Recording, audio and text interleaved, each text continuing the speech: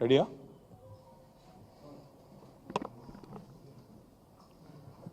అందరికీ నమస్కారం. రాష్ట్రంలో కాంగ్రెస్ ప్రభుత్వం వచ్చి రాగానే మొట్టమొదటి రోజే కొలువు తీరిన మరుక్షణమే మొదటి సంతకంతో 2 లక్షల రుణమాఫీ చేస్తామనేదైతే ఉత్తర కుమార ప్రగల్భాలు పలికినారో అవన్నీ కూడా బూటకం, ఇదంతా పచ్చి దగా మోసం అని చెప్పి నేను మొన్ననే చాలా వివరంగా మీకు చెప్పడం జరిగింది. తదనంతరం మొన్నటి పత్రికా సమావేశం తర్వాత కూడా మేము ఆశించాం ప్రభుత్వం నుంచి నిజాయితీగా ముందుకొచ్చి చేయలేకపోయినాము, మా వల్ల కాలేదు, మేము ఇప్పటిదాకా చేసినవన్నీ కూడా చెప్పినవన్నీ కూడా అర్ధసత్యాలు, అసత్యాలు, మాకు ప్రభుత్వ నిర్వహణ అనేది చేత కావడం లేదు అని కనీసం ఓపెన్గా చెప్పినా చెప్పకపోయినా రుణమాఫీ అనేది మా వల్ల కాలేదు అని చెప్తారేమో అనుకున్నాం. కానీ చాలా నీతిబాహ్యమైన రాజకీయాలు ఈరోజు కాంగ్రెస్ ప్రభుత్వం రేవంత్ రెడ్డి గారి నాయకత్వంలో చేస్తున్నది. రుణమాఫీ బూటకం, పచ్చి మోసం, దగా అని తెలిసిపోయింది. రుణమాఫీ కాదు, జరిగింది మాఫీ కాదు, పెట్టింది రైతుకు టోపీ అనేది చాలా స్పష్టంగా అందరికీ కూడా అర్థమైంది. రవ్వంత రుణమాఫీ చేసి కొండంత డబ్బా కొట్టుకున్న ఈ ముఖ్యమంత్రి డొల్లతనం, ఆయన చాతగాంతనం, ఈ అబద్ధాల ముఖ్యమంత్రి నిజస్వరూపం 70 లక్షల మంది రైతుల సాక్షిగా బయటపడ్డది. రాష్ట్ర వ్యాప్తంగా ఈరోజు మీరు చూసినట్టయితే రైతుల ఆగ్రహంతో రగిలిపోతూ ఉన్నారు. రుణమాఫీ కాలేదు అని మండిపడతా ఉన్నారు. బ్యాంకులకు తాళాలు వేస్తూ ఉన్నారు. ఎక్కడికక్కడ ప్రభుత్వ కార్యాలయాలను ముట్టడిస్తూనే ఉన్నారు. మీరు ఒక్కసారి చూసినట్టయితే ఎట్లా జరుగుతూ ఉంది పరిస్థితి అంటే, ఇవాళ ముఖ్యమంత్రి ప్రభుత్వం వారు చెప్తున్న మాటనేమో ఇది వ్యవసాయ మంత్రి గారి స్టేట్మెంట్, తుమ్మల నాగేశ్వరరావు గారి స్టేట్మెంట్. ఇది 2 లక్షల రుణం మాఫీ చేశాం, ఇది వ్యవసాయ మంత్రి స్టేట్మెంట్, తుమ్మల నాగేశ్వరరావు గారి స్టేట్మెంటు. 2 లక్షల రుణం మాఫీ చేశాము. కానీ పత్రికల్లో కొన్ని పత్రికలు చాలా స్పష్టంగా రాశాయి, రుణం తీరలేదు. ఎలా మోసం జరిగింది చెప్పారు, నేను కూడా వివరంగా చెప్తాను. రైతులతో మాట్లాడిచ్చారు. తర్వాత రైతులు రాష్ట్ర వ్యాప్తంగా రోడెక్కుతున్నారు, మాకెందుకు రుణమాఫీ జరగలేదు అని చెప్పి రైతులు రాష్ట్ర వ్యాప్తంగా రోడెక్కుతూ ఉన్నారు. ఎక్కడికక్కడ ఇవాళ రణరంగంగా రుణభంగం జరిగింది కాబట్టి రణరంగంగా రాష్ట్రంలోని ప్రతి గ్రామం కూడా మారిన పరిస్థితి. ఇవి మాఫీ మంటలు అనే పేరిట మాఫీ అని చెప్పి మోసం చేస్తున్న వైనం ఏదైతుందో దాని మీద ఒకవైపు, మరొక వైపు ఎక్కడికక్కడ నిరాహార దీక్షలు, ధర్నాలు, నిరసనలు. ఇది ఏ పార్టీ ప్రేరేపించింది కాదు. రైతులు స్వచ్ఛందంగా తమ కడుపు మంటతో ప్రభుత్వ కార్యాలయాల్లోకి, అదేవిధంగా బ్యాంకుల దగ్గర చేరి ఇవాళ ఎక్కడికక్కడ ప్రభుత్వ కార్యాలయాలను కూడా ముట్టడిస్తూ ఉన్నారు. చూడండి, ఇది ఆగని అన్నదాతల నిరసనలు, ఒక ఫుల్ పేజ్ మొత్తంగా ఎక్కడికక్కడ రాష్ట్ర వ్యాప్తంగా రగులుతున్న పరిస్థితి ఇట్లా కనబడుతూ ఉంది. వాస్తవాలు ఇట్లా ఉన్నాయి. 4-5 రోజులుగా ఏ పత్రిక చూసినా, మరి టీవీ చూసినా రుణమాఫీ మీద రగులుతున్న రైతు లోకం, రైతు ఆందోళనలతో అట్టుడుకుతున్న రాష్ట్రం, సీఎం దిష్టిబొమ్మల ఊరేగింపులు, నిరసనలు, ఇవన్నీ కూడా ఒకవైపు కనబడతా ఉన్నాయి. గుండెలు మండి అన్నదాతల ఆందోళన చేస్తుంటే ఇవాళ పోలీస్ కేసులు పెట్టి, అక్రమ అరెస్టులు పెట్టి చేసి వారిని అణిచివేసే ప్రయత్నం చేస్తూ ఉన్నారు.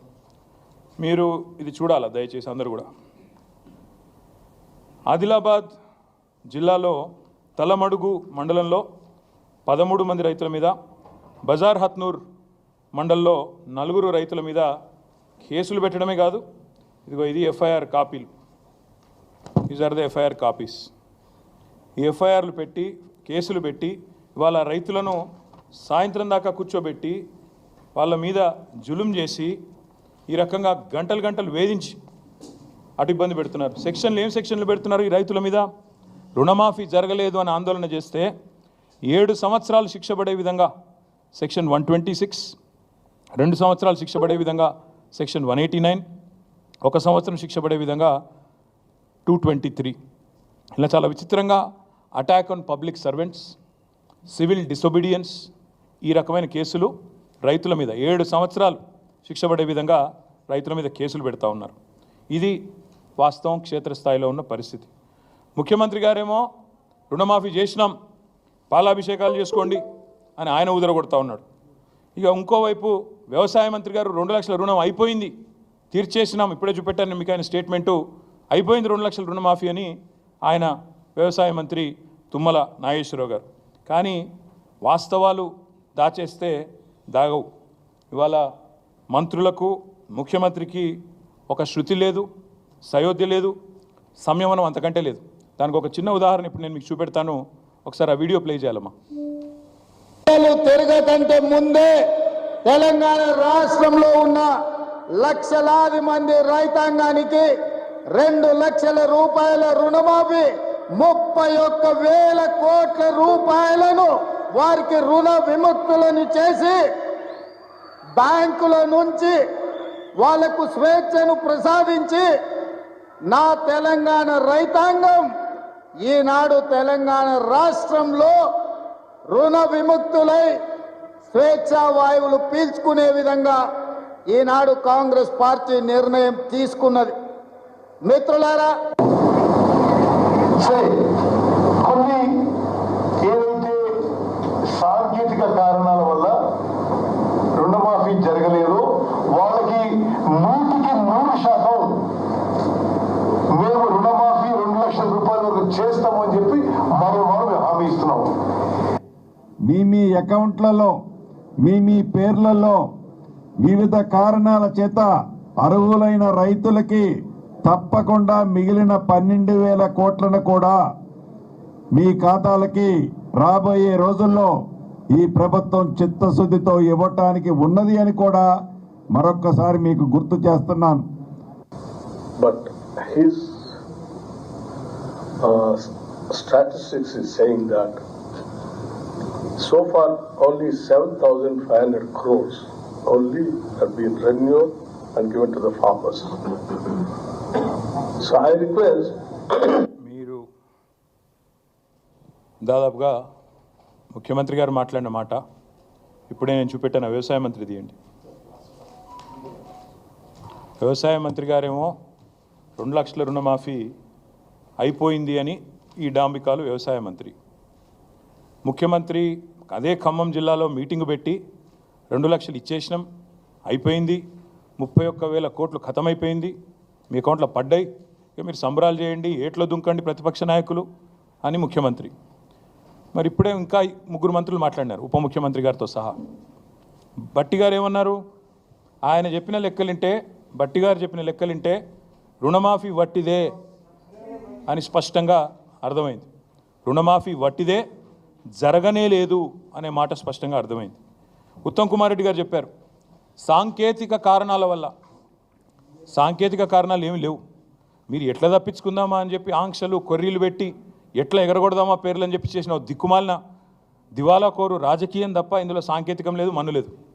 అది వారు చెప్తా ఉన్నారు, జరగలేదు, the loan waiver is not completed అని స్పష్టంగా ఉత్తమ్ కుమార్ రెడ్డి గారు చెప్తున్నారు. బట్టి గారేమో ఓన్లీ 7,500 క్రోర్సే రైతుల ఖాతాల్లో పడ్డాయని బట్టి గారే స్వయంగా బ్యాంకర్స్ మీటింగ్లో చెప్తున్నారు. పొంగులేటి శ్రీనివాసరెడ్డి గారు చెప్తున్నారు ఇంకా కాలేదు, 12,000 కోట్లు ఇవ్వాల్సి ఉంది, ఇస్తాము, ఎప్పటిలోపల ఇస్తామో ఆయనకు కూడా తెలియదు, ఏం తెలియదు, కానీ ఇస్తాము అని ఆయన ఉదరగొట్టడం. అసలు ఈ ప్రభుత్వం నడిపే వాళ్ళకి రుణమాఫీ విషయంలో స్పష్టత ఉందా లేదా?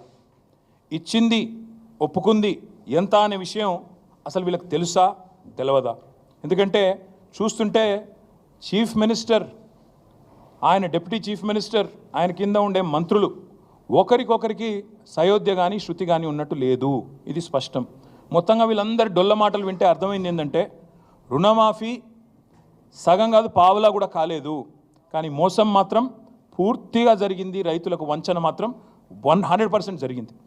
మాఫీ 20%, 30%, ధోకా 100%. ఇందులో ఏం డౌటే లేదు. ఇవాళ మళ్ళొక్కసారి వీళ్ళ దివాలా కోరు మాటలతో తేలిపోయింది. పెద్ద పెద్ద ఓటింగ్లు పెట్టారు ఊరంతా, రైతు స్వరాజ్యం అంటూ ఫ్రంట్ పేజీలో యాడ్స్, పెద్ద పెద్ద హోర్డింగులు. ఇది రైతు స్వరాజ్యం కాదు, రైతును ఏడిపిస్తున్న రాజ్యం, రైతును మోసం చేస్తున్న రాజ్యం అని మేము అంటా ఉన్నాం. అందుకే ఈ ముఖ్యమంత్రి ఈయన మంత్రివర్గ సహచరులు ఈయన ప్రభుత్వం చేస్తున్న మోసానికి వ్యతిరేకంగా రేపు బీఆర్ఎస్ పార్టీ ఆధ్వర్యంలో అన్ని మండల కేంద్రాలలో రేపు రైతులను కూడగట్టుకొని మా పార్టీ కార్యకర్తలు మేమందరం కూడా ధర్నాలకు పిలుపునిచ్చినాం. నేను ముందుగా ఈ ధర్నాకి పోయే ముందు మా నాయకులకు నేను విజ్ఞప్తి చేస్తా ఉన్నా, మీరు నిరసనలకు శ్రీకారం చుట్టే ముందు నిన్న ముఖ్యమంత్రి మాట్లాడిన చిల్లర మాటలు, ఆయన అవాకులు చెవాకులు కారు కూతలు ఏదైతే దిగజారిన బజారు భాష వాడిండో తెలంగాణ తల్లిని ఉద్దేశించి తెలంగాణ తల్లి విగ్రహం పెట్టాలని మనం అడిగితే ఆయన ఏదైతే ఒక బజారు భాష వాడినాడో దానికి నిరసనగా రేపు ఎక్కడికక్కడ మీరు ధర్నాకి ఉపక్రమించే ముందు తెలంగాణ తల్లి విగ్రహం ఉంటే ఆ విగ్రహానికి పాలాభిషేకం చేయండి, నిరసనలో కూర్చోండి. ఒకవేళ అక్కడ విగ్రహం లేకపోతే మీ మండల కేంద్రాల్లో తప్పకుండా ఒక ఫ్లెక్సీ అన్న పెట్టి తెలంగాణ తల్లిది ఆ తల్లికి పాలాభిషేకం చేసి ఈ మూర్ఖుడిని క్షమించమని కోరి దయచేసి నిరసనలకు ఉపక్రమించమని చెప్పి మా నాయకులకు మా కార్యకర్తలకు నేను విజ్ఞప్తి చేస్తూ ఉన్నా. మా డిమాండ్ ఒకటే, ఈ డ్రామాలు నడవవు. ఇదేదైతే మాటల గారెడితో ఈరోజు రైతులను మోసం చేసే ప్రయత్నం చేస్తూ ఉన్నారో ఇది నడవదు. బీఆర్ఎస్ ఉన్నంత కాలం మేము భారత రాష్ట్ర సమితి మాత్రమే కాదు, భారత రైతు సమితి కూడా తప్పకుండా రైతుల పక్షాన మేము తప్పకుండా ఒకటే డిమాండ్ పెడతా ఉన్నాం, ఏ ఆంక్షలు లేకుండా రుణమాఫీ చేయాలి.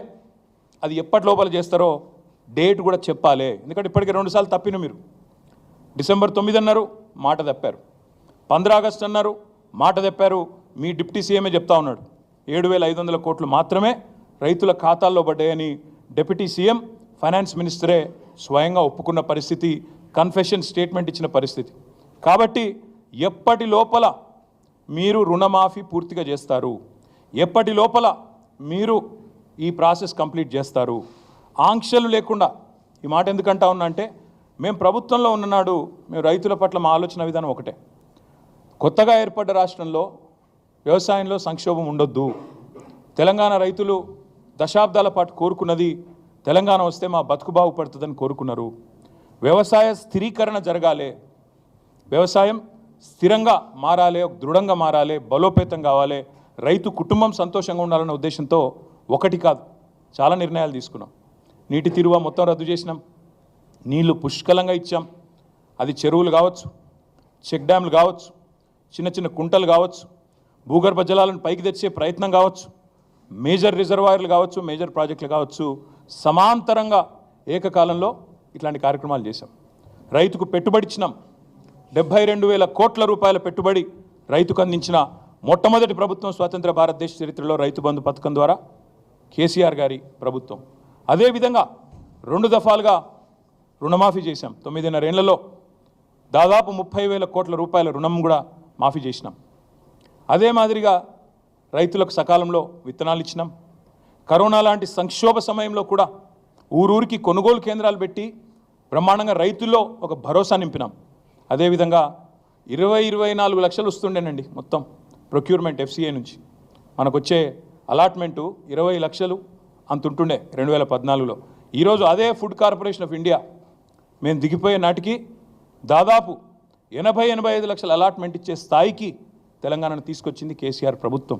మేము చెప్పడం కాదు, NCRB డేటా ప్రకారం, national crime records bureau data ప్రకారం భారతదేశంలోనే సూసైడ్స్, రైతుల ఆత్మహత్యలు ఎక్కడ తగ్గినాయి అంటే తెలంగాణ అని చెప్పి పార్లమెంట్లో కేంద్ర ప్రభుత్వమే స్వయంగా చెప్పిన పరిస్థితి, పత్రికలు రాసిన పరిస్థితి. This is what we have done. రైతుకి ఏం చేసిండు కేసీఆర్ అంటే 10 ఏళ్లలో భరోసా నింపిండు, వ్యవసాయ విస్తరణ చేసిండు, మొత్తంగా రైతుకు పెట్టుబడి ఇచ్చి, కడుపు నిండా కరెంట్ ఇచ్చి, ఫ్రీగా నీళ్ళు ఇచ్చి, నీటి తీరువ రద్దు చేసి, భూమి శిస్తు రద్దు చేసి, ఇవన్నీ కూడా తీసేసి రైతులో ఒక భరోసా నింపి, చెరువులు కుంటలు ఎప్పటికప్పుడు నింపేది మేము ఒక పద్ధతి ప్రకారం, ఒక వ్యూహం ప్రకారం వ్యవసాయ స్థిరీకరణ వైపు మరి ముందుకు పోయినాం. కాబట్టే ఇలా తెలంగాణ రైతు మేము దిగిపోయినాడు బాగుండే. కానీ మీరు ఏం చేస్తున్నారు ఈరోజు? ఆంక్షలతో. మీరు ఒక మాట అంటా ఉన్నారు, వ్యవసాయ స్థిరీకరణ చేసే క్రమంలో మేము చూడలేదు.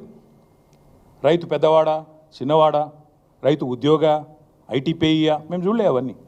తెలంగాణ రైతు ఎవరైనా రైతే. ఎందుకంటే రైతు కింద మళ్ళీ రైతు కూలీలు ఉంటారు, ఆయన చుట్టూ ఆధారపడ్డ ఒక ఈకోసిస్టమ్ ఉంటుంది. వాళ్ళందరూ బాగుండాలంటే చిన్న పెద్ద అని కటింగ్లు పెట్టాలి, కొర్రీలు పెట్టాలి, ఆంక్షలు పెట్టాలని మేము చూడకుండా రైతును రైతుగా చూసి వ్యవసాయ స్థిరీకరణనే లక్ష్యంగా మేము ముందుకు పోయినాం కాబట్టే తెలంగాణ ఈరోజు పంజాబ్ను హర్యానాను తలదని వ్యవసాయంలో వరిధాన్యం ఉత్పత్తిలో భారతదేశంలో అగ్రభాగం ఉన్నది. కానీ మీరు ఇవాళ పూటకో మాట, రోజుకొక కొత్త కొత్త ఆంక్ష. మీ మంత్రివర్గ సహచరులే చెప్తున్నారు కదా ముఖ్యమంత్రి, అసలు 100% రుణమాఫీ కాలేదు, ఇది బోగస్ అని చెప్తున్నారు. ఒకరోజేమో విచిత్రమైన మాటలు. మీకు ఒక చిన్న ఎగ్జాంపుల్ చెప్తాను. ఎన్ని విచిత్రమైన మాటలు అంటే 17,14 మందికి రుణమాఫీ కాలేదని ఒకరోజు అంటారు, 30 లక్షల మందికి కాలేదని రైతులు చెప్తా ఉన్నారు. అందుకే మేము క్షేత్రస్థాయిలో కూడా పరిశీలనకు పోయినాం. లాస్ట్ ప్రెస్ మీటింగ్లో మీకు చెప్పాను, కొడంగల్ నుంచే ప్రారంభిస్తామని చెప్పాను. నేను కొడంగల్ డేటా మొత్తం తెచ్చిన. కొడంగల్లో ఒక మండలి చెప్తాను, మీరు కూడా బోర్ కావద్దు, మొత్తం డేటా ఇస్తా చూసుకోండి. కోస్గి అని ఒక మండలం ఉంటుంది, ఇప్పుడు అందులోకెళ్ళి ఇంకో మండలం కూడా ఏర్పాటు చేసింది. కోస్గి ఉమ్మడి మండలం, గుండుమాల్ మండలని ఇంకోటి అందులోనే మా ప్రభుత్వం ఉన్నప్పుడే ఏర్పాటు చేసినాం. కోస్గి అనే మండలు ఒక ఎగ్జాంపుల్ చెప్తాను నేను మీకు, దాన్ని బట్టి మీరు అర్థం చేసుకోవచ్చు. ముఖ్యమంత్రి సొంత నియోజకవర్గం పరిస్థితి. కోస్గి ఉమ్మడి మండలంలో మొత్తం 4 బ్యాంకులు ఉన్నాయండి, 5. 2 SBI బ్రాంచ్లు ఉన్నాయి, 2 తెలంగాణ గ్రామీణ వికాస బ్యాంకులు ఉన్నాయి, అదేవిధంగా 1 Mahbubnagar DCC bank single window, మొత్తం 5 బ్యాంకులు. ఈ 5 బ్యాంకుల్లో మొత్తం కలిపి ఉన్న ఖాతాలు ఎంత అంటే 20,239. 20,239. 3 విడతలుగా ముఖ్యమంత్రి నియోజకవర్గంలో ఈ కోస్గి మండలంలో ఇప్పటివరకు ఎంతమందికి రుణమాఫీ అయింది అంటే, అది కూడా పాక్షికంగానే అయింది, మొత్తం కాలే.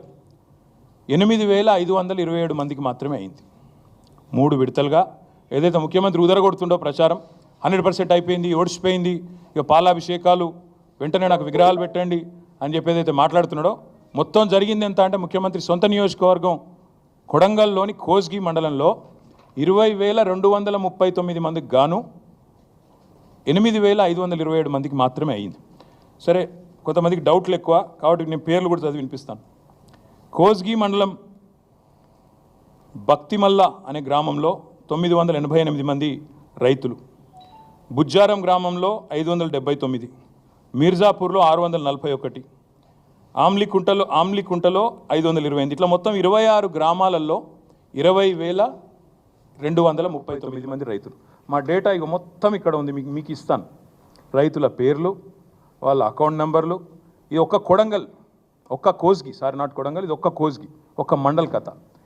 ఇదే కథ, ఇది ముఖ్యమంత్రి నియోజకవర్గం కాబట్టి కొద్దిగా ఎక్కువ చేసినాము. ఇంకా ఇంతకంటే వరస్ట్గా ఇవాళ ప్రతి ఊరిలో, ప్రతి మండలంలో పరిస్థితి, వాస్తవ పరిస్థితి ఉన్నది.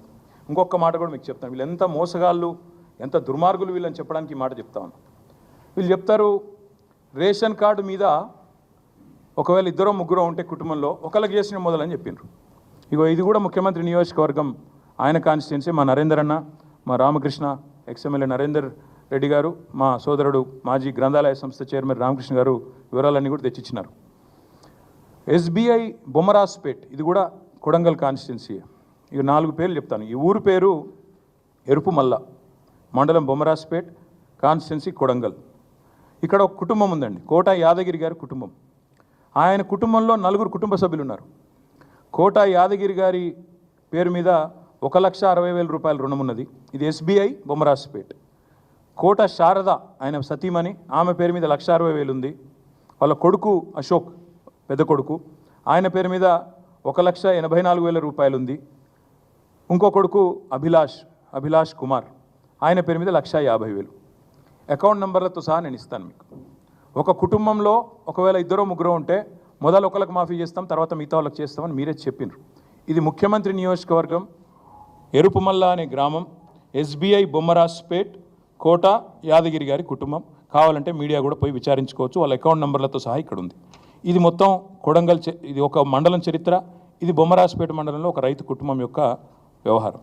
వాస్తవాలు ఇట్లా ఉన్నాయి, వీళ్ళ డైలాగులు, బిల్డప్ ఏమో ఇట్లా ఉంది. అందుకే మేము ఈ ప్రభుత్వాన్ని డిమాండ్ చేసేదల్లా ఒకటే, పాస్బుక్లో పేరు చక్కగా లేవని, లేదా ఉద్యోగులని, ఇవన్నీ ముందు చెప్పలేదు కదా మీరు. ఉద్యోగులకు ఇవ్వమని చెప్పారా మీరు ముందు? ఉపాధ్యాయులు, ఉద్యోగులు ఇవాళ మాకు మెసేజ్ పంపుతా ఉన్నారు, అన్న మా గ్రూపులలో చర్చ జరుగుతున్నది, చాలా మోసం ఇది, ఉద్యోగులను మోసం చేసిండు, ఉపాధ్యాయులను మోసం చేసిండు, ముందు చెప్తే బాగుండు కదా అని చెప్తూ ఒక ఉద్యోగ మిత్రుడు నాకు ఫోన్ కూడా చేసి మాట్లాడినాడు. ఆయన అన్న మాట, అన్న మరి రుణమాఫీకే ఇన్ని కథలు పడుతుండు, మరి రేపు రైతు బంధు కథ కూడా గింతేనా, అందులో కూడా కోసి పారేసులేనా అందరినీ అడుగుతాను.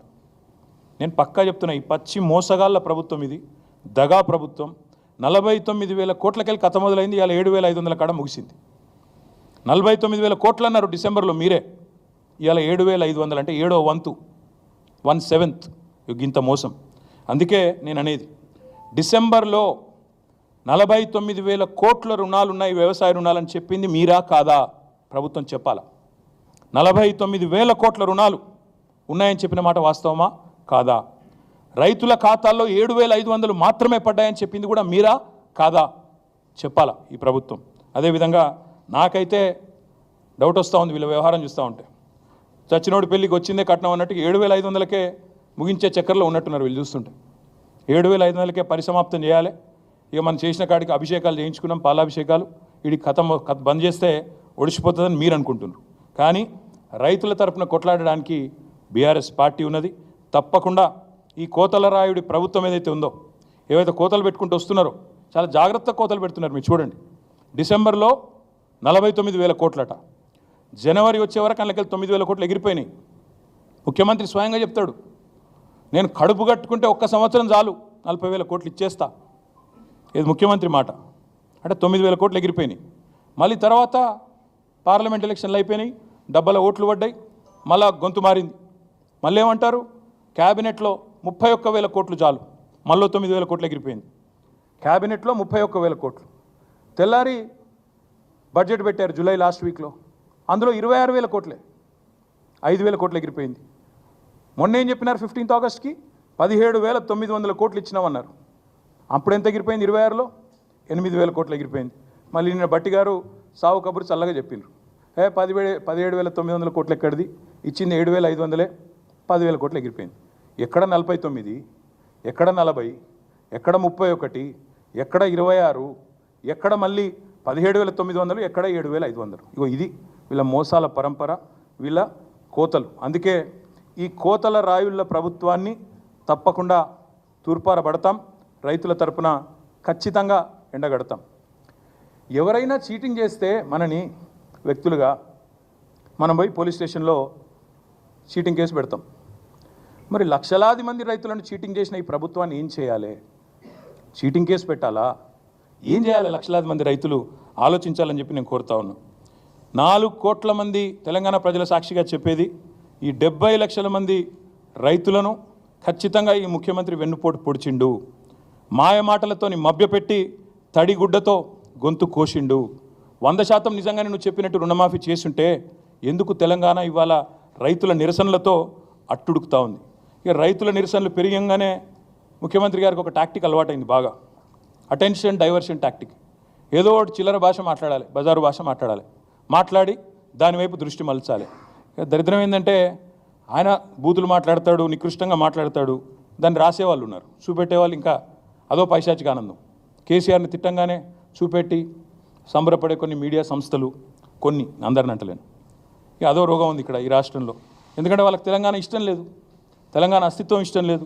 కాబట్టి సహజంగా కేసీఆర్ని తిడితే సంకలు గుద్దుకుంటూ అరే బాగా తిట్టిండు అని సంబరపడే కొంతమంది సన్నాసులు ఎవరైతే ఉన్నారో వాళ్ళకి నేను చెప్తా ఉన్నా, మేము అటెన్షన్ డైవర్ట్ కాం, మేము బరాబర్ రైతులతోనే ఉంటాం. ఆయన ఎన్ని చిల్లర మాటలు మాట్లాడినా, ఎంత బజారు భాష మాట్లాడినా, తన వికృత స్వరూపాన్ని ఎంత బయట పెట్టుకున్నా మేము మాత్రం రైతుల కోసమే రణం చేస్తాం, రైతులతోనే ఉంటాం. మేము ఖచ్చితంగా ఎంబడబడతాం. ఇవాళ ఒకటి కాదు మోసం, చూడండి ఒకసారి. రైతు భరోసా పెంచుతా అన్నాడు, ఎగ్గొట్టిండు. రుణమాఫీ అన్నాడు, మోసం చేసిండు. బోనస్ అన్నాడు, బోగస్ అయిపోయింది. కానీ వదిలిపెట్టం, ఇచ్చేదాకా ఎంబడబడతాం. రైతులకు కరెంట్ అన్నాడు, 24 గంటల కరెంట్ అన్నాడు, ఎక్కడుందో మాకే తెలియదు. అందుకే ఈ రైతు ద్రోహి ప్రభుత్వాన్ని వదిలిపెట్టకుండా వెంటాడుతాం, వేటాడుతామని చెప్పి విజ్ఞప్తి చేస్తూ ఉన్నా. అందుకే రేపటి నుంచి మా పోరాటం రేపు మొదట అడిగే, డెడ్ లైన్లు మారుస్తూ ఉన్నారు, హెడ్లైన్లను మేనేజ్ చేస్తూ ఉన్నారు. మాకు అర్థమవుతూ ఉంది, రైతులకు కూడా అర్థమవుతూ ఉంది. హెడ్లైన్ మేనేజ్మెంటు, ఆస్ట్రేలియా పర్యటనలు మేము కూడా చూస్తున్నాం, రైతులు కూడా చూస్తూ ఉన్నారు. కాబట్టే నేను చెప్పేది, ఖచ్చితంగా ఈ ప్రభుత్వం ఏదైతే తేదీ చెప్పిందో 15 ఆగస్టు అని, మాఫీ చేయనందుకు మాఫీ మాంగో, కిసానో సే మాఫీ మాంగో పెళ్ళే. చేయలేదు, చేతగానోళ్ళం, సన్నాసం అని ఒప్పుకోకపోతే, మీరు ఇచ్చిన మాట కనుక నిలబెట్టుకోకపోతే వదిలిపెట్టం, వేటాడతాం. అక్రమ కేసులు, అరెస్టులు ఉపసంహరించుకోండి. ఆ ఎఫ్ఐఆర్లు ఏవైతే తలమడుగులో చేశారో రిజిస్టర్ మా ఎమ్మెల్యే అనిల్ జాదవ్ గారు నా దృష్టికి తీసుకొచ్చారు. నేను ఎస్పీ గారు కూడా మాట్లాడినా. ఉపసంహరించుకోండి నేను విజ్ఞప్తి చేస్తా ఉన్నా. రైతుల మీద కేసు పెట్టడం మంచిది కాదు. మరి రైతు డిక్లరేషన్లని పోజులు కొట్టి ఇప్పుడేమో పోలీస్ స్టేషన్లో పెడతామంటే ఊరుకోము, తప్పకుండా రైతుల పక్షాన్ని నిలబడతాం. అందుకే నేను అనేది ఈ ప్రభుత్వాన్ని ఒకవేళ ఇట్లాగే మేము కేసులు పెడతాం, భయపెడతాం, ఏదో ఒకటి చేసి నడిపిస్తామంటే భవిష్యత్తులో ఇది మొదటి అడుగు మాత్రమే. భవిష్యత్తులో అవసరమైతే జైల్ బరో కార్యక్రమాన్ని కూడా పిలిపించేదాకా కూడా వెనకాడం, వదిలిపెట్టం.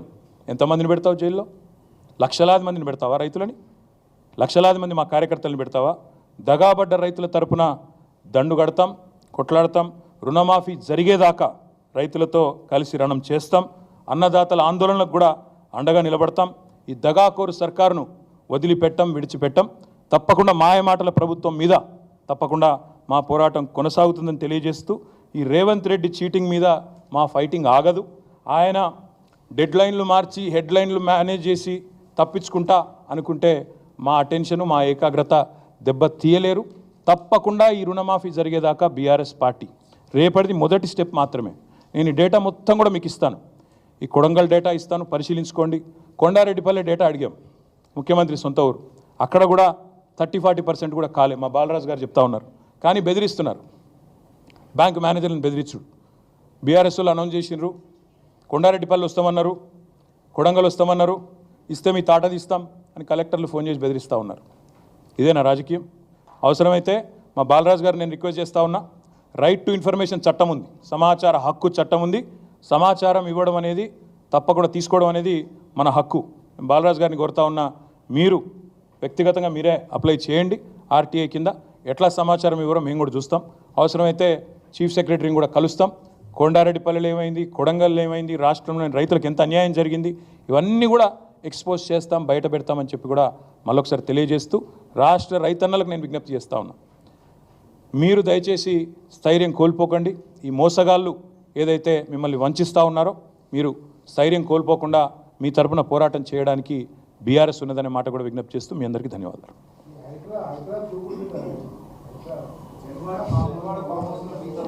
మీకు రైతులంటే పట్టలేదా? ఇంతసేపు రైతుల సబ్జెక్ట్ చెప్తే మీరేమో హైడ్రామా. నేను ఒకటే చెప్తా ఉన్నా, నాకంటూ పాపం కొంతమంది మీడియా మిత్రులకు కూడా తెలియదు. మీరు కొండలరెడ్డి మాయలో, రేవంత్ రెడ్డి మాయలో ఉన్నారు కొంతమంది. మీకు నేను చెప్తా ఉన్నా, వాళ్ళు ఎవరో మీరే అనుకోండి, నేను చెప్పాల్సిన అవసరం లేదు. ఈ మాయలో ఉన్న వాళ్ళు ఎవరైతే ఉన్నారో, నాకంటూ ఏ ఫామ్ హౌజు లేదు, స్పష్టంగా చెప్తా ఉన్నా. నా మిత్రుడు ఒక ఆయనకి ఫామ్ హౌస్ ఉంటే నేను లీజ్ మీద తీసుకున్న మాట వాస్తవం. ఒక 7-8 ఏళ్ళ నుంచి లీజ్ మీద ఉన్నమాట వాస్తవం. ఒకవేళ అది ఎఫ్టీఎల్లోనో బఫర్లోనో ఉంటే నా మిత్రుడికి నేను చెప్తా, దగ్గర ఉండి అవసరమైతే నేను కూడా పోయి, ఎందుకంటే నేను లీజ్ మీద ఉన్నా కాబట్టి అక్కడే ఉండి నేను దగ్గరుండి కూలగొట్టించి వస్తా. ఒకవేళ అందులో ఏమైనా తప్పు ఉంటే, ఎఫ్టీఏలో బఫర్లో ఉంటే నేనే దగ్గరుండి కూలగొట్టించి వస్తా. కానీ నేను కాంగ్రెస్ ప్రభుత్వాన్ని ఒక మాట అడుగుతా ఉన్నా, సరే ఇలా ఏమైనా తప్పు ఉంటే కూలగొట్టరు, నో ప్రాబ్లం, కూలగొట్టండి, దానిలో నష్టమేం లేదు, వెల్కమ్. మంచి జరుగుతున్నప్పుడు అందరం ఆహ్వానించాల్సింది. కానీ నేరుగా అక్కడి నుంచి బయలుదేరి నాతో పాటు రండి మంత్రులు, పెద్ద పెద్ద కాంగ్రెస్ లీడర్లు, ఎఫ్టీఎల్లలో బఫర్లలో కట్టిన రాజభవనాలు నేను కూడా తీసుకొని మీ అందరం కలిసిపోదాం. నాతో పాటు మీరు కూడా రండి మీడియా, నేను దగ్గర నుండి తీసుకొని పోతా. నిన్న మొన్నటి నుంచి నేను కూడా చూస్తూ ఉన్నా సోషల్ మీడియాలో ఎట్లా బ్రహ్మాండంగా జూములు పెట్టి మరీ తీసినారు. గూగుల్ ఎర్త్తో, అది గూగుల్ మ్యాప్స్ ఏందో కానీ చాలా చక్కగా పెద్ద పెద్ద కాంగ్రెస్ నాయకులు పేర్లు చెప్పమంటారా? రెవెన్యూ మంత్రి గారు పొంగులేటి శ్రీనివాసరెడ్డి గారు, తర్వాత కేవీపీ రామచంద్రరావు గారు, ఆ తర్వాత పట్నం మహేందర్ రెడ్డి గారు ఎఫ్టీఎల్లో, తర్వాత ఇంకెవరున్నారబ్బా, సుఖేందర్ రెడ్డి గారు కౌన్సిల్ చైర్మన్ గారు, తర్వాత మన ఉన్నారు మధు యాష్కి గారు, ఇంకా చాలామంది ఉన్నారు. ఇంకొకటి కూడా ఉంది, రేవంత్ రెడ్డి గారిది కూడా ఏడుందో నేను చూపెడతాను మీకు. మీరు వస్తా అంటే రేవంత్ రెడ్డి వ్యవహారం కూడా చూపెడతా. ఎక్కడుందో మీకు శాటిలైట్ మ్యాప్లు పంపుతా, చూసుకోండి. నేనేమంటున్నా అంటే ఐ వెల్కమ్. ఎక్కడ నా పేరు మీద ఏదో మీడియాలో ఏదో వేసేసి ఏదో జరిగిపోయింది, ఏమో అయిపోతుంది, ఆడేమైనా తప్పుంటే కొట్టండి, నేను ఎందుకు వద్దంట. వెల్కమ్. నా పేరు మీద ఏ ప్రాపర్టీ లేదు, లీజ్ మీద నేనున్నాను.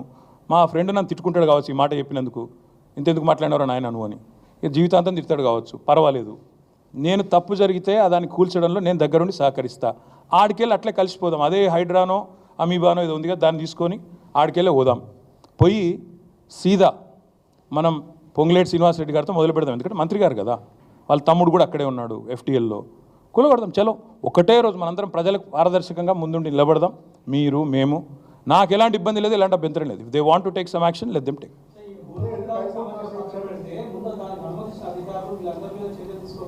ప్రభుత్వంలో నేను లేను రాజు. సో మీరు పని చేయండి, అడగాల్సిన ప్రశ్న మీరు వేరే దిక్కు పెట్టాల్సింది నా మీద పెడుతున్నారు, మీరు అటు పెట్టండి. వాళ్ళు ఎవరి మీద యాక్షన్ తీసుకుంటారంటే నాకు అభ్యంతరం లేదు బ్రదర్. అధికారుల మీద తీసుకోమను, ఎవరెవరి మీద తీసుకోమను, నాకేం అభ్యంతరం లేదు. నేను అనేదల్లా ఒకటే, తప్పు నేను చేస్తే కూడా చర్య తీసుకోండి, తప్పు కాంగ్రెస్ వాళ్ళు చేస్తే కూడా అక్కడికి వెళ్ళి సీదా కాంగ్రెస్ వాళ్ళకి అడిగి పోదాం. ఆడ మొత్తం ఆ చెరువు చుట్టూ FTL బఫర్లు ఏమేమవుతున్నాయో మొత్తం కూలగొడదాం. వెల్కమ్.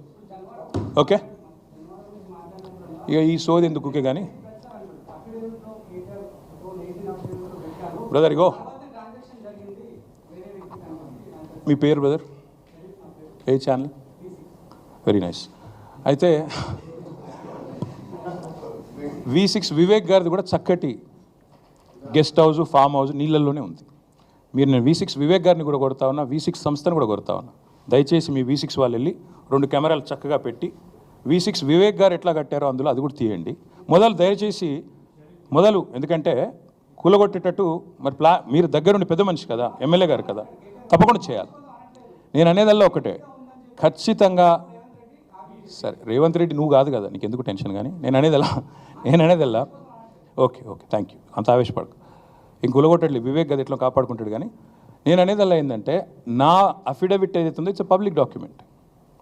అఫిడవిట్లో ఏముందో ఆల్రెడీ పెట్టాను, నాకు దాచుకునేదేమీ లేదు. అఫిడవిట్లు ఉన్నాయి, చూసుకోండి. మీరు V6లు ఇంకా ఉన్నాయి కదా, చూసుకోండి. కానీ ఇవాళ సబ్జెక్టు నేను చెప్పిందేమో రేవంత్ రెడ్డి మోసము, కొడంగల్లు, బొమ్మరాజ్పేట, దౌలతాబాదు, అదేవిధంగా కోస్గిలో జరిగిన మోసము, రుణమాఫీలో ఆయన చేస్తున్న దగ. మీకు అది ఇంట్రెస్ట్ ఉన్నట్టు లేదు. నేను అందుకే చెప్తున్నా, తప్పు ఎవరు చేసినా చర్య తీసుకోండి. Let us start with ministers, let us go. Okay, thank you. నేను చెప్పినా తర్వాత మీ ఇష్టం. రేపు నేను చేవెళ్ళలో తొందరపడకు కవర్ చేసుకోక తొందరపడకు. చేవెళ్ళలో రేపు నేను పార్టిసిపేట్ చేస్తూ ఉన్నా. అదేవిధంగా సబితా ఇంద్రారెడ్డి గారు, నేను, స్వామి గౌడ్ గారు, మేమందరం కూడా రేపు చేవెళ్ళలో పార్టిసిపేట్ చేస్తూ ఉన్నాం. మా నాయకులు, మా ఎమ్మెల్యేస్ కానీ, MLCs కానీ, MPs కానీ, అదేవిధంగా మిగతా మిత్రులు కానీ అందరూ కూడా రాష్ట్ర వ్యాప్తంగా తమ నియోజకవర్గాల్లో కొన్ని చోట్ల, ఉదాహరణకు సురేష్ రెడ్డి గారు రేపు బోధనలో పాల్గొనబోతూ ఉన్నారు. అదేవిధంగా బాజిరెడ్డి గోవర్ధన్ గారు బాన్స్వాడలో పాల్గొనబోతూ ఉన్నారు. వర్ధన్నపేటలో నేను అక్కడ కొంతమంది MLCలను డెప్యూట్ చేశాం. ఇట్లా పార్టీ గతంలో ఇన్ఛార్జీలుగా ఉండి కొంతమంది పార్టీ మారిన వాళ్ళు ఎక్కడైనా ఉంటే, లేదా ఎమ్మెల్యేలు ఎవరైతే కొంతమంది ఈ మధ్యన కాంగ్రెస్లో చేరారో వాళ్ళ ప్రాంతాలలో ఇతర నాయకులను డెప్యూట్ చేశాము. ఆ లిస్ట్ అంతా కూడా మీకు కావాలంటే విడుదల చేస్తాము, మీరు వేస్తే సంతోషిస్తాం. Thank you. ఇంత వివరంగా చెప్పాను కదా, ఇంకెందుకు ఇంకా ఇవన్నీ తీసుకొని నువ్వు లేసే ఉజ్వల్.